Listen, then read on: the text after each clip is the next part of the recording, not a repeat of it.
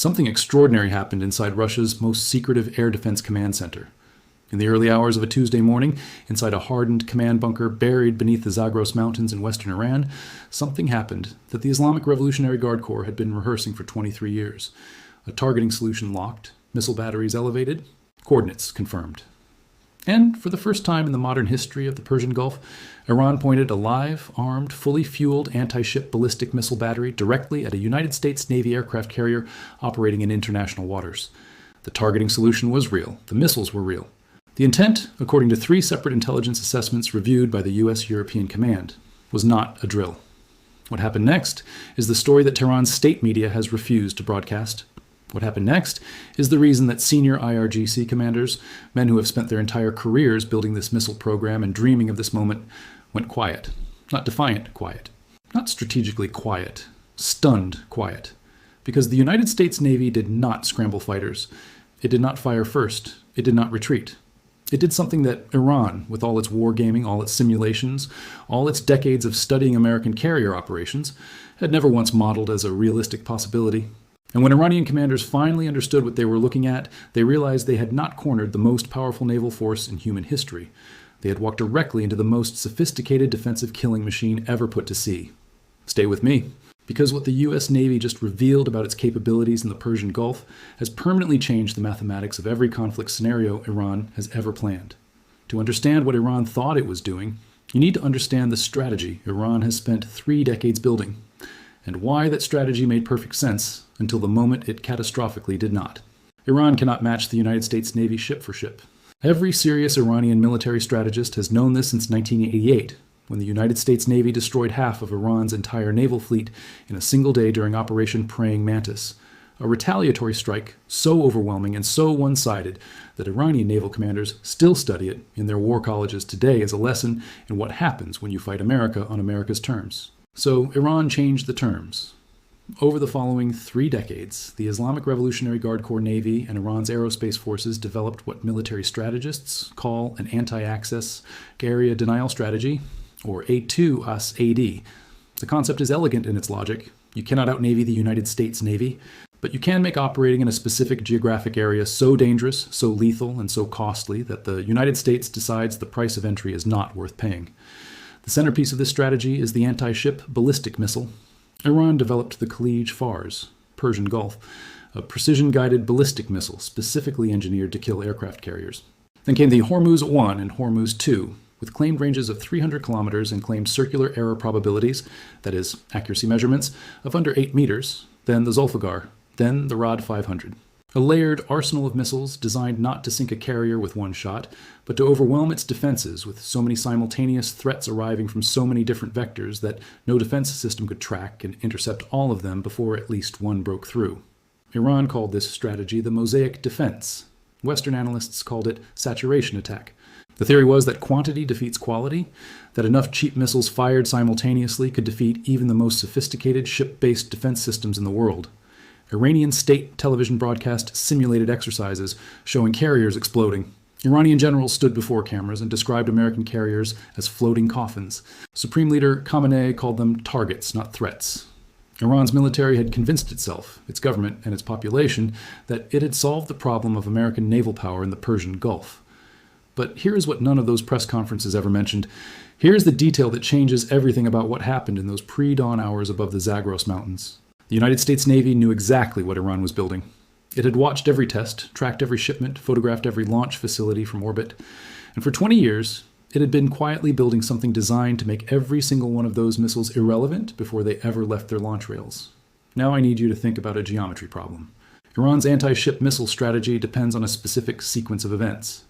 Detect the carrier, lock a targeting solution, launch multiple missiles simultaneously, overwhelm the carrier's point defense systems, achieve a hit. Every step in that sequence has to work. If any single step fails, the entire strategy collapses. The United States Navy spent 20 years engineering the failure of every single step. Step 1, detection. Iran's strategy requires knowing exactly where the carrier is at the moment of the strike. Modern American carriers do not operate alone. They operate at the center of a carrier strike group. Typically 1 carrier, 2 guided missile cruisers, between 2 and 3 guided missile destroyers, 1 attack submarine, and 1 logistics vessel. The destroyers and cruisers are not escort ships in the traditional sense. They are mobile, networked, AI-assisted sensor platforms that collectively see everything within a 900-kilometer bubble around the formation. Every radar emission Iran's targeting systems produce, every signal, every ping, every frequency used to locate the carrier, is detected, located, and logged by that sensor network the moment it activates. Iran cannot look for the carrier without announcing that it is looking. And the moment it announces that it is looking, it has already told the carrier exactly where the launch systems are. Step 2. Targeting lock.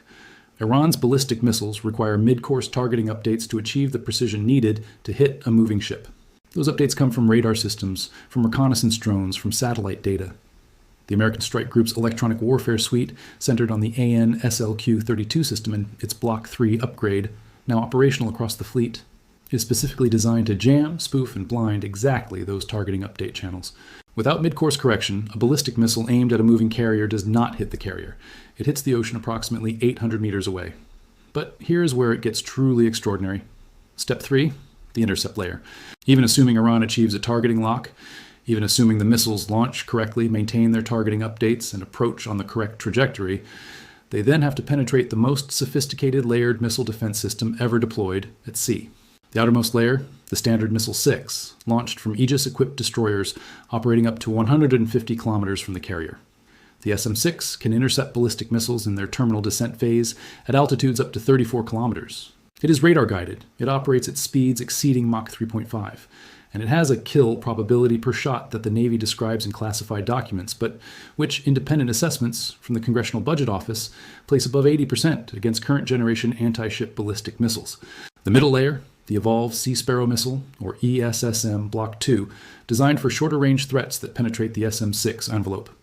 Then the RAM, the Rolling Airframe Missile, a close-in weapon designed for threats inside 5 kilometers. Then the Phalanx Close-In Weapon System, a radar-guided 20mm Gatling gun that fires 4,500 rounds per minute and is the final mechanical barrier between an incoming missile and the ship's hull. And underneath all of it, connecting every layer into a single coordinated response, the Aegis Combat System, the most advanced naval battle management system on Earth. A computer network that can simultaneously track more than 100 targets, assign intercept weapons to each one, fire those weapons in the optimal sequence, and complete that entire process, from detection to intercept, faster than a human operator can read a single line on a screen. This is what Iran's missiles flew toward, not a target, a trap. Let me give you the numbers. Because when you see them assembled together, the picture they paint is one that Iran's military planners genuinely did not want to look at. The USS Gerald R. Ford, the lead ship of America's newest and most advanced carrier class, displaces 100,000 tons at full load. It carries 75 aircraft. It is powered by 2 A-1B nuclear reactors that give it effectively unlimited range. Its flight deck covers 4.5 acres. The total cost of the Ford, including its air wing and the systems integrated into its hull, exceeds $13 billion. It is, by any objective engineering measurement, the most powerful single warship ever constructed in human history. But the carrier is not the weapon.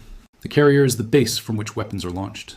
The Gerald R. Ford Carrier Strike Group, currently operating in the Persian Gulf and Arabian Sea region, carries a combined arsenal that includes approximately 320 Standard Missile interceptors across its Aegis-equipped escorts, 96 Tomahawk cruise missiles pre-positioned for strike operations, and a full complement of FA-18 Super Hornets, carrying a combination of AIM-120 AMRAAM air-to-air missiles, AGM-84 Harpoon anti-ship missiles, and JDAM precision-guided bombs. Underneath the strike group, invisible and undetectable, moves at least one Virginia-class nuclear attack submarine, possibly two. The Navy does not confirm submarine positions, which is itself a weapon, because Iran can never be certain where they are or how many there are. The Aegis Combat System, now deployed in its baseline 9 configuration across the Ford Strike Group's escorts, can simultaneously engage threats in all 3 dimensions: air, surface, and subsurface, while simultaneously providing theater ballistic missile defense. A single Aegis-equipped destroyer can track 300 objects simultaneously, classify them by threat level, assign weapons to each one, and execute intercepts in a time frame measured in seconds. The system's engagement sequence, from radar detection to missile away, takes approximately 3.6 seconds per target. Now consider Iran's saturation theory, the idea that enough simultaneous missile launches can overwhelm the system. The mathematical problem Iran faces is this. For a saturation attack to succeed against an Aegis-equipped strike group, the attacking force would need to launch more simultaneous missiles than the strike group has interceptors available all arriving at precisely the same moment from vectors the Aegis system cannot simultaneously cover after somehow suppressing the electronic warfare systems that would have been spoofing the targeting updates all along. The U.S. Naval Institute, in an unclassified assessment published in late 2025, analyzed Iran's entire known anti-ship missile inventory against the defensive architecture of the Ford Strike Group. The conclusion, reached by a team of retired flag officers and defense systems engineers, was direct. Iran's current missile inventory does not approach the threshold required to saturate the strike group's layered defenses under realistic combat conditions. That assessment was distributed to 9 allied navies. It was also, according to 3 intelligence officials who spoke to Reuters in March 2026, shared through back-channel diplomatic means with Iranian military leadership. Tehran received the assessment, read it, and went very, very quiet. But the numbers alone do not tell the full story of what happened when Iran activated those targeting systems.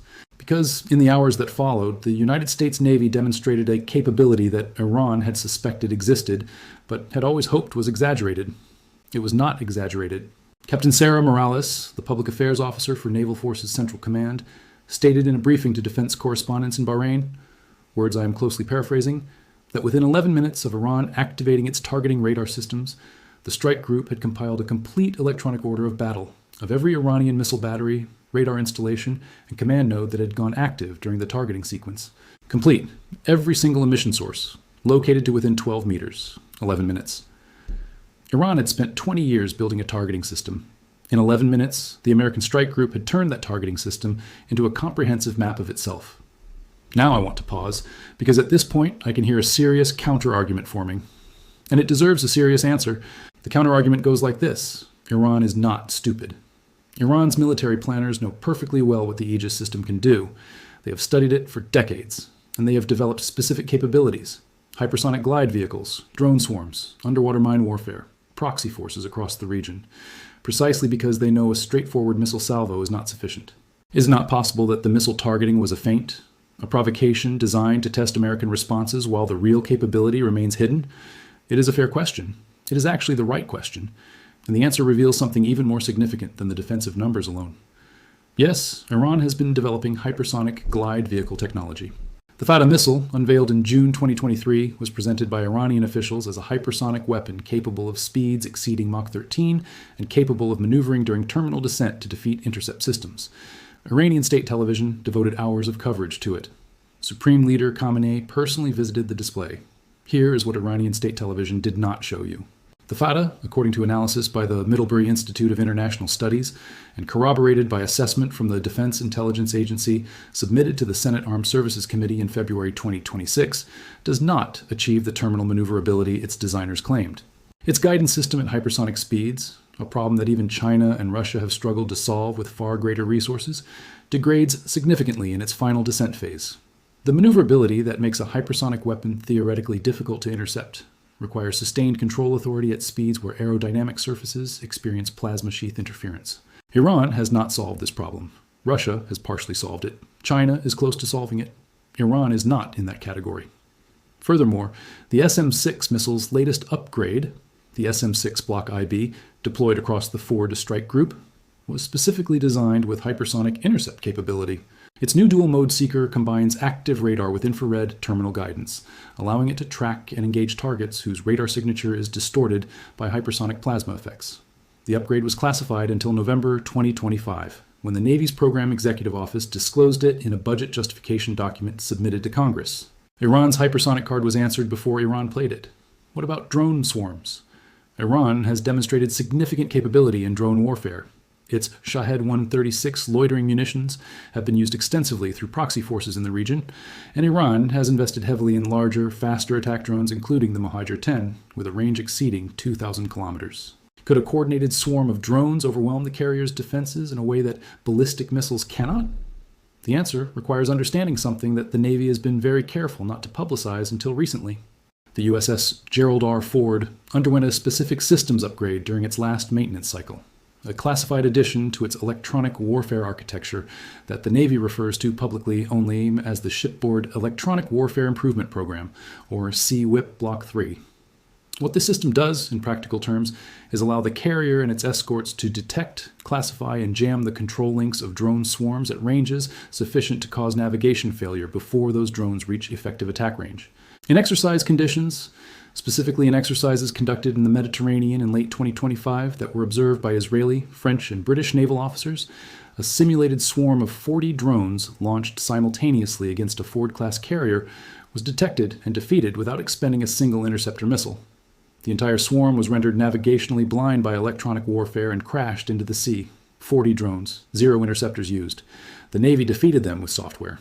Iran's best options are not good enough.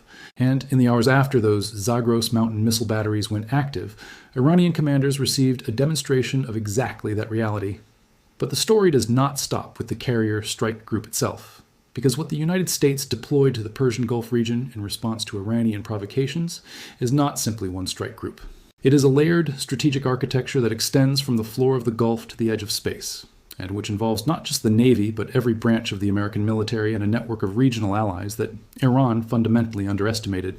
Beneath the surface of the Arabian Sea, at depths and in positions that Iran cannot determine and has never been able to determine, the United States maintains a continuous submarine presence that represents perhaps the most psychologically destabilizing element of American naval power in the region. Virginia-class nuclear attack submarines are the quietest large submarines ever built. Their pump jet propulsion system generates a noise signature that, at operational speeds, is below the ambient noise floor of the ocean itself, meaning they are, for practical purposes, acoustically invisible to any sonar system Iran possesses. They carry a combination of Tomahawk cruise missiles and Mk-48 80 cap heavyweight torpedoes, and they operate in waters that Iran patrols constantly with its own submarine fleet and underwater sensor networks. Yet Iran cannot find them. This is not speculation.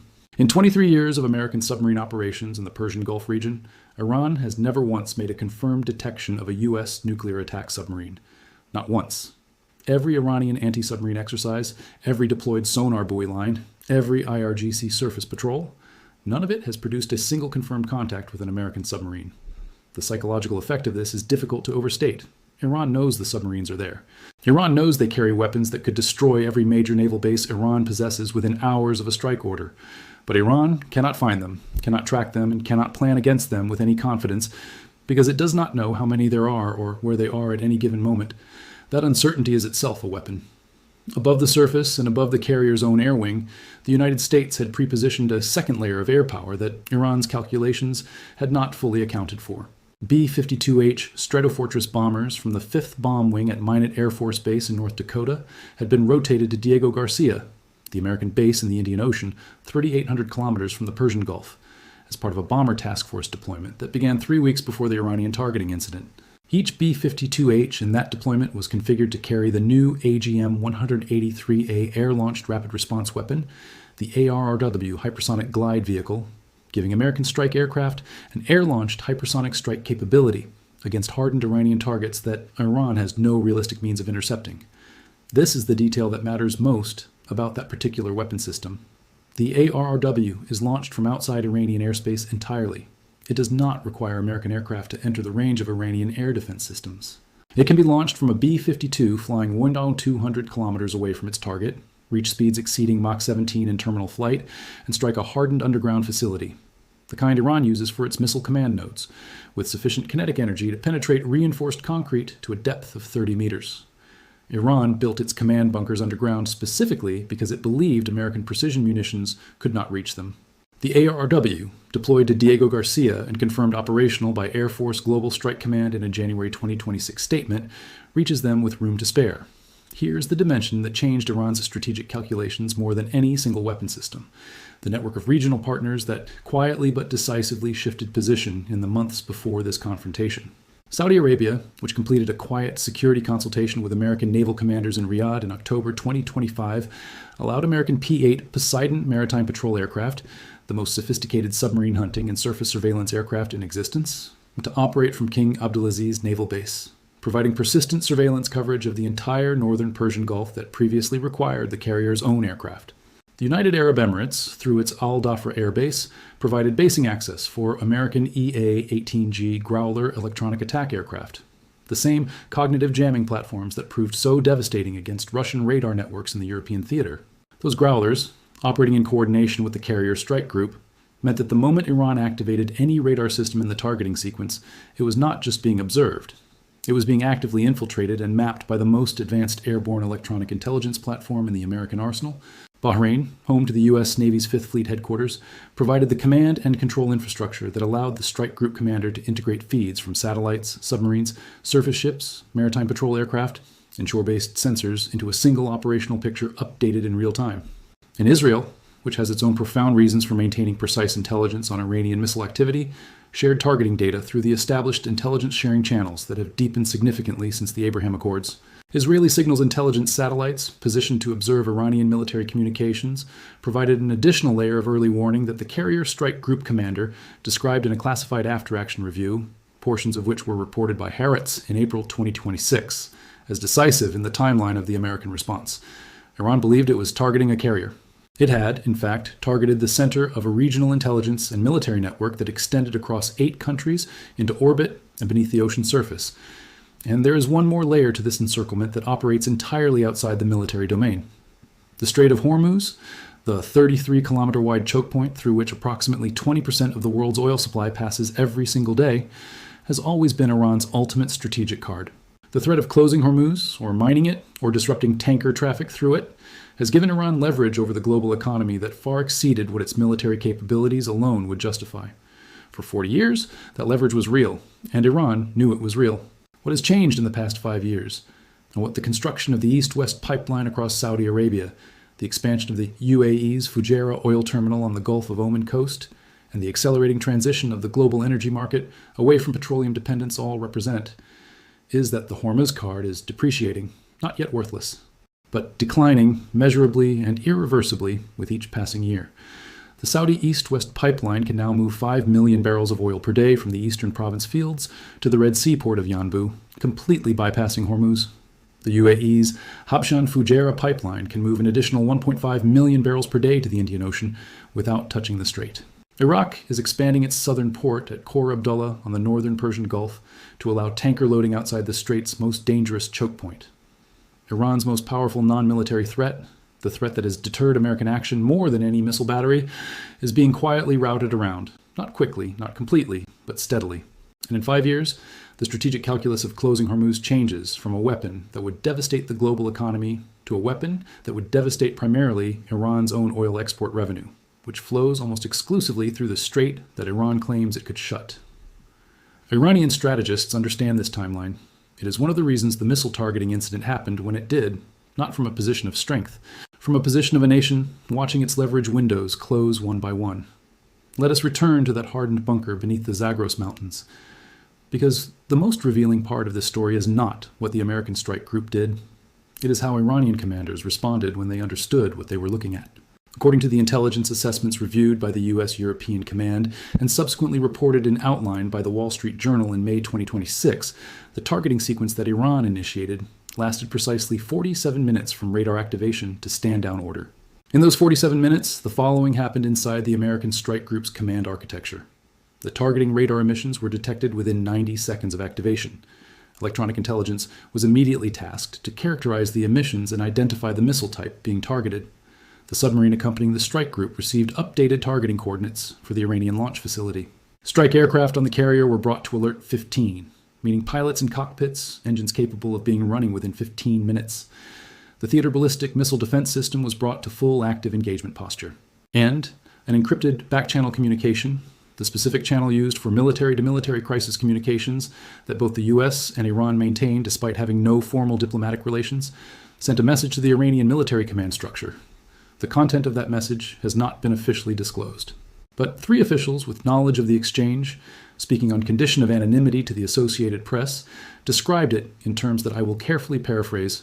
It informed Iranian commanders, with complete specificity, of exactly what American systems had observed, exactly what strike options were now active, and exactly how many minutes remained before the situation would transition from a defensive posture to an offensive one. The stand-down order came from Tehran within 11 minutes of that message being received. Not from the IRGC, from Tehran. Senior political leadership issued the stand-down, because whatever the IRGC commanders believed about their missile capability before that night, what they reported upward after seeing the American response was sufficiently alarming that the political decision was made immediately. You do not call off a targeting sequence you believe will succeed. You call it off when you realize the sequence has already failed, before a single missile left the ground. The implications of what happened in the Persian Gulf extend far beyond Iran.